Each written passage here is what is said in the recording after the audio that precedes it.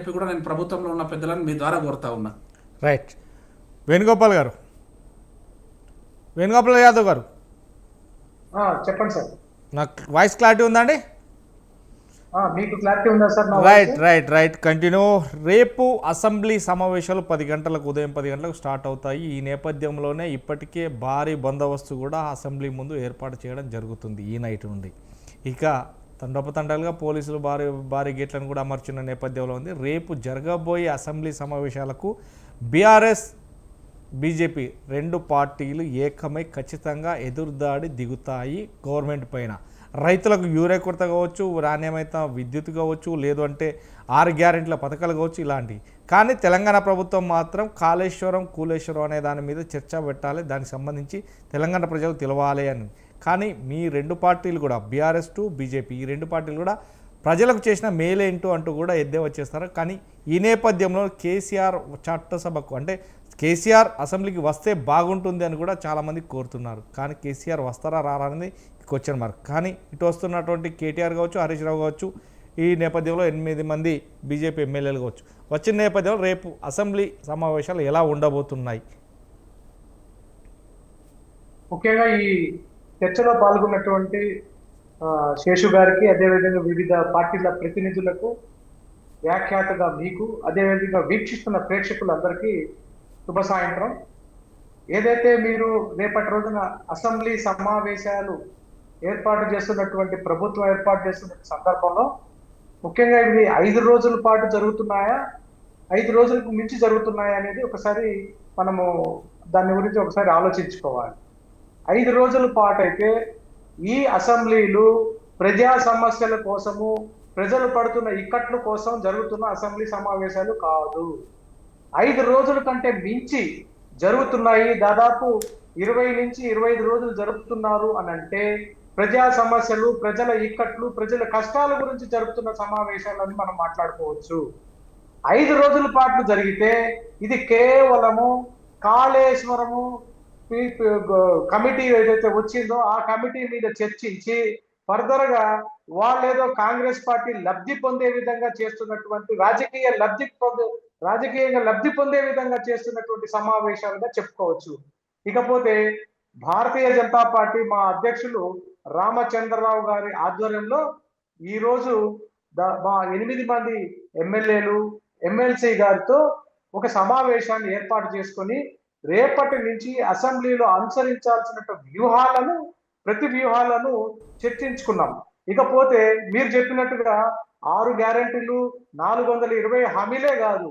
ఈ రోజు వాస్తవంగా ఒక చిన్న ఉదాహరణ చెప్తే, ఈ రోజు పరిస్థితి వరదలు కామారెడ్డి, మెదక్, సంగారెడ్డి పరిసర ప్రాంతాలలో వరదలతో కొట్టుకొని అల్లకల్లోలమై ప్రజలు ఇబ్బంది పడుతుంటే, మన తెలంగాణ రాష్ట్ర సంపదతో కొనుక్కున్న హెలికాప్టర్లు ఎక్కడికి పోయాయి? మన తెలంగాణ రాష్ట్ర సంపదతో కొనుక్కున్న హెలికాప్టర్లను పక్కన పెట్టి ఈరోజు కేంద్ర మంత్రి బండి సంజయ్ గారు, అదేవిధంగా రాజ్నాథ్ సింగ్, అమిత్ షా గారితో రిక్వెస్ట్ చేసుకుంటే రక్షణ దళాలకు సంబంధించినటువంటి హెలికాప్టర్లు వచ్చి ఈ రోజు ప్రజలను రక్షించుకోవాల్సినటువంటి పరిస్థితి వచ్చింది. అంటే మన హెలికాప్టర్లు వీళ్ళు ఓలా ఓబర్ లో వెళ్ళినట్టుగా 100 కిలోమీటర్లు తిరగడానికి కూడా మన హెలికాప్టర్లు వాడుతున్నారు మంత్రివర్గాన్ని. వీళ్ళు కేవలము వీళ్ళ యొక్క సొంత పర్యటనల కోసం వాడుతున్నటువంటి హెలికాప్టర్లను ప్రజల కోసము, ప్రజలు ఈ రోజు ప్రాణాపాయ స్థితిలో వరదల్లో ఇబ్బంది పడుతుంటే కనీసం ఆ హెలికాప్టర్లు పంపించాల్సినటువంటి ఆ ఆలోచన కూడా రాష్ట్ర కాంగ్రెస్ పార్టీ ప్రభుత్వానికి లేదంటే ఇది ఎంతటి సిగ్గుచేటో అర్థం చేసుకోవాలి ప్రజలారా. ఇక వీళ్ళు ప్రజల్ని ఏం కాపాడుతారు సార్? కేవలము వచ్చాము, మేము కేసీఆర్ ని గద్దె దింపినాము, కేసీఆర్ ని పూర్తిగా దింపాల్సి వచ్చింది, ప్రజల్లో ఉన్నటువంటి వ్యతిరేకతని మేము క్యాష్ చేసుకుని ఈ రోజు మేము అధికార పీఠాన్ని ఎక్కాము అంతే తప్ప ప్రజలకు మంచి చేయాలనే ఆలోచన వాళ్ళకి, అధికార పార్టీకి లేదు. ఈ 5 రోజుల అసెంబ్లీ సమావేశాల్లో ప్రతిపక్షానికి ఎంత అవకాశం ఇస్తారో చూడాలి. ఇకపోతే బీఆర్ఎస్ పార్టీ, ప్రతిపక్ష పార్టీ, మీరు ఇంతకుముందు చెప్పారు శేషు గారు, ప్రతిపక్ష పార్టీలు ఫెయిల్ అయ్యాయి. వాస్తవంగా అధికార పార్టీ పక్షాన్ని ఇరుకున పెట్టే విధంగా ఎక్కడ పోరాడడం లేదు. బీజేపీకి 8 మంది ఎమ్మెల్యేలు ఉన్నారు, బీఆర్ఎస్ పార్టీకి అధిక సంఖ్యలో ఎమ్మెల్యేలు ఉన్నారు కాబట్టి వాళ్ళు పోరాడాల్సింది పోయి వాళ్ళంతా పోరాటం చేయలేదన్నటువంటి శేషి గారు చెప్పినటువంటి మాటలు చాలా వాస్తవం. ఎంతవరకు ప్రతిపక్ష నాయకుడు హోదాలో ఉన్నటువంటి కేసీఆర్ గారు ప్రజలు అల్లకల్లోలంగా ఇబ్బంది పడుతున్నటువంటి సందర్భంలో కనీసం గజ్వేల్ నియోజకవర్గంలో ఈ రోజు వరదలతో ఇబ్బంది పడుతుంటే కనీసం ఫామ్ హౌస్ నుంచి బయటికి రానటువంటి వ్యక్తి రేపు అసెంబ్లీకి వస్తాడా రాడా అది సమాధానం చెప్పాల్సింది మన బీఆర్ఎస్ అధికార ప్రతినిధి రాజేంద్ర గౌడ్ గారు. ఆ ప్రశ్న మీరు అడిగితే కనీసం ఆ సమాధానం చెప్పకుండా ఏవో మాట్లాడారు. ప్రతిపక్ష నాయకుడుగా హుందాగా వ్యవహరించి ఈ రోజు ప్రజల కష్టాలను మాట్లాడాల్సినటువంటి వేదికని విస్మరించి ఈ రోజు ఫామ్ హౌస్ లోనే ఉండి కేటీఆర్, హరీష్ రావు వీళ్ళిద్దరి చేత ఏం మాట్లాడాలో దానికి ఒక చర్చలు, ఒక ఏకాంత సమావేశాల ద్వారా ఈ రోజు బయట ఒక పెద్ద రాజకీయాన్ని నడుపుతున్నారు తప్ప ప్రజల యొక్క కష్టాలను ఇటు బీఆర్ఎస్ పార్టీ కానీ ఇది గద్దెనెక్కిన కాంగ్రెస్ పార్టీ కానీ ఎవరూ పట్టించుకోవట్లేదు.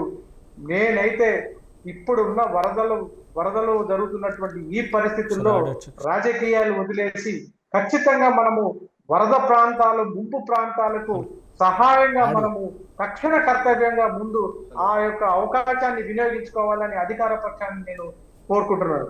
ఇకపోతే బీఆర్ఎస్ పార్టీ కానీ కాంగ్రెస్ పార్టీ కానీ ఈ రెండు పార్టీల గురించి ప్రజలు పూర్తిగా అర్థం చేసుకున్నారు.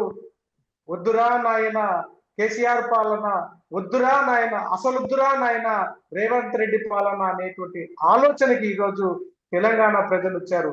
వాస్తవాలను మీరు గమనించండి. ఇప్పటికిప్పుడు ఎన్నికలు కానీ జరిగితే ఏది ఎంపీటీసీలు కానీ జెడ్పీటీసీలు కానీ ఏదైతే స్థానిక సంస్థలు బీసీ రిజర్వేషన్ల 42%తో రేపు జరిపేటువంటి ఎన్నికల విషయంలో కానివ్వండి, యూరియా విషయంలో కానీ ఇవన్నీ మీరు ఒక్కొక్కసారి చూస్తే రేవంత్ రెడ్డి కేవలము డైవర్ట్ చేసుకుంటూ ఒక ఇష్యూని కవర్ చేసుకోవడానికి ఇంకొక ఇష్యూని ముందుకు తీసుకురావడము, ఈ విధమైనటువంటి డైవర్ట్ పాలిటిక్సే తప్ప తెలంగాణలో ఎటువంటి ప్రజలకు ఉపయోగపడేటువంటి ఎటువంటి సంక్షేమాన్ని కానీ ఎటువంటి వారికి సంబంధించి ఏ ఒక్క కార్యక్రమం చేపట్టడం లేదు. ప్రజలు విసిగెత్తిపోయినారండి. ఏ డిపార్ట్మెంట్ లో కూడా పనులు కావడం లేదు. దయచేసి ఇప్పటికైనా ఏదో ప్రతిపక్షాలను నిర్వహించే విధంగా, ప్రతిపక్షాలను తొక్కేసే విధంగా తప్ప ప్రజల సంక్షేమం గురించి అసెంబ్లీ సమావేశాలు పెట్టాలి. అది 5 రోజులు కాదు, 5 రోజుల కంటే మించి దాదాపు 20 నుంచి 30 రోజులు సమావేశాలు పెట్టాలి. అన్ని సమస్యలు చర్చలు జరగాలి. ఏదో ఒక వేదిక ఎలా ఉండాలంటే ఆ సమస్యకు పరిష్కారం చూసే విధంగా అసెంబ్లీ ఉండాలి తప్ప అటు ఇటు ఏదో పిఆర్ రేటింగ్లకు మిమ్మల్ని మేము తిప్పినాము, మిమ్మల్ని కొట్టినట్టు మీరు ఏడ్చినట్టు చేయడానికి అండర్స్టాండింగ్ గేమ్ నడుస్తుందండి. రైట్ వేణుగోపాల్ గారు, మళ్ళీ మీ దగ్గరకు వస్తాను. రాహుల్